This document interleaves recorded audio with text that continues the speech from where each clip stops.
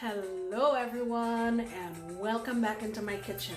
Come on with me, let's make another delicious sweet that's enjoyed at Diwali time. Let's go. Alright, let me show you what I have here. I have 1 cup of brown sugar. You can just use all white sugar, but I like the combination. Half a cup of white sugar.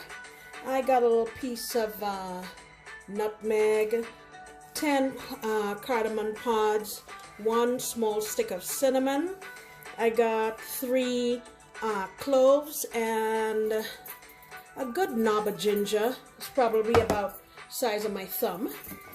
So I'm gonna get this, I have it in my pot, and I'm gonna add 3/4 of a cup of water. And what I'll do is put this on my stove and let it go slowly so it infuses with all of these flavors that we have here. Alright, so now we have our flour. I have 6 cups here of regular all-purpose flour, 3/4 of a cup of ghee, and we made this ghee a couple of videos ago. I'll try to remember to link it at the end of this one.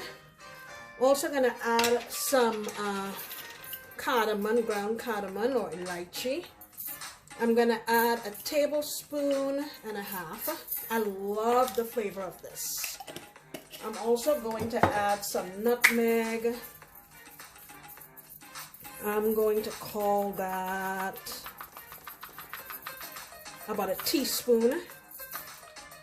And then I'm going to add some powdered ginger, about 1 teaspoon also, okay? What I'm going to do is get this combined. And what I want to do is get the ghee mixed in here so it becomes like breadcrumbs. So first I'm going to mix up all of the dry ingredients.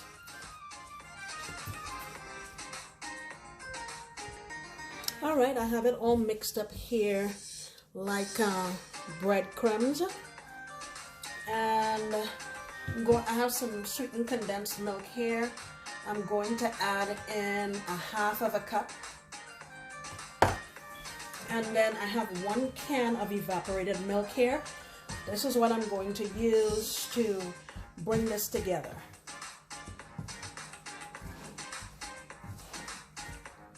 Alright, let me see. Get it mixed up here because I don't want to add too much.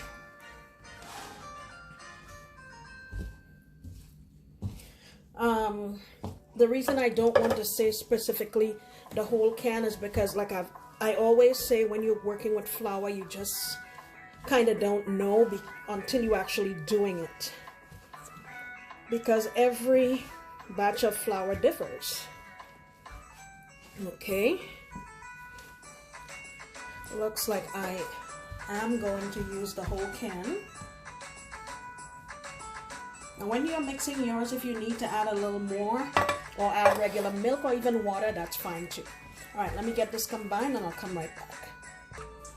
Alright, so here's my dough. I didn't need this a whole lot, just enough to kind of bring it together. I did add another 1/4 cup of whole milk, and I'm just gonna let this rest and get my setup to start rolling and frying, okay? Alright, so I've cut this in 4.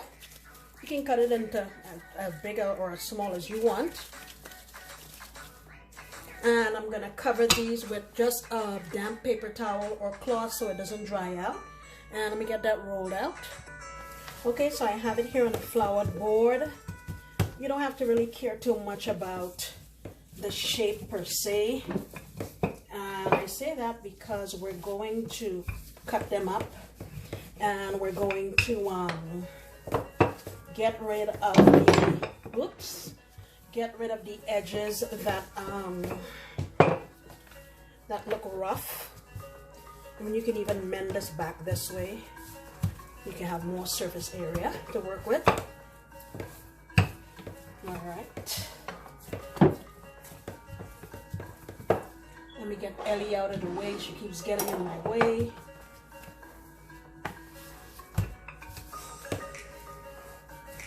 And I'm gonna say you need to roll this out, I guess, to about a half an inch, or that's less than a half an inch. But you know, not paper thin, but quite thin.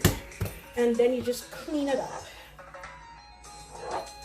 Just clean it up. And the rest of this dough can go back into our bowl there and join up with its friends.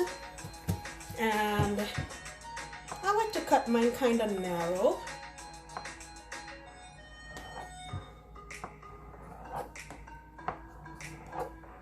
It doesn't have to be real fancy. Go all the way down. All right, you see how I've done it? Like this size. And I have my oil heating up here, and I'll get them in once my oil is ready.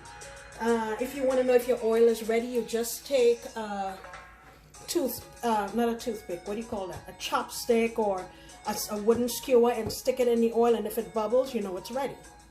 Okay, I will be back. All right, everyone is in the pool.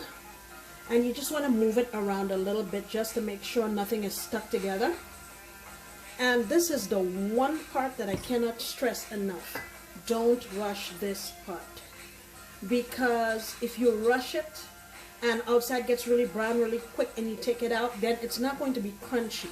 And no one likes soft kurma. So just take your time. It's probably going to take more than 10 minutes, but just let it go. I have it right now on medium, and while this is doing, I'll go belay the other loya that I have there.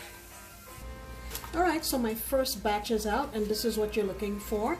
And the longer it sits, it's going to get more and more crunchy.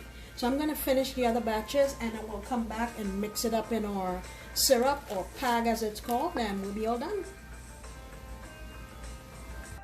All right, I have everything here. Let me remove my bags that they were draining on.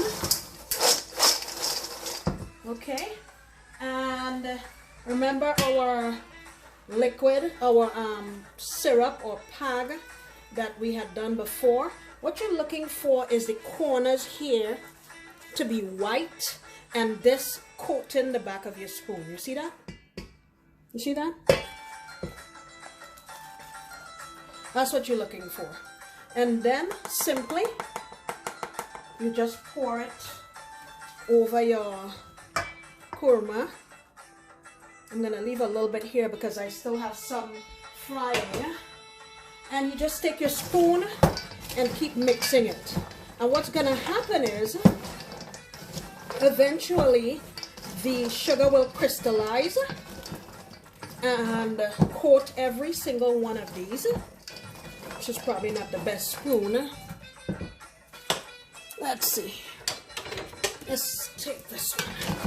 All right. So you just keep going, keep going. You're gonna need some muscle room here.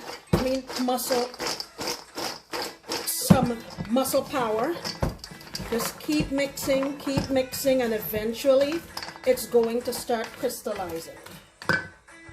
Okay. There you have it. If you look carefully, you will see that they're all coated with a light layer of sugar. And you can pull out your ginger now. You can even eat this. There's nothing wrong with eating it. I would let these cool off and store them in an airtight container or a Ziploc bag. They are so delicious. Listen to this crunch. Let me see if you can hear my crunch. Man, my kids love this stuff.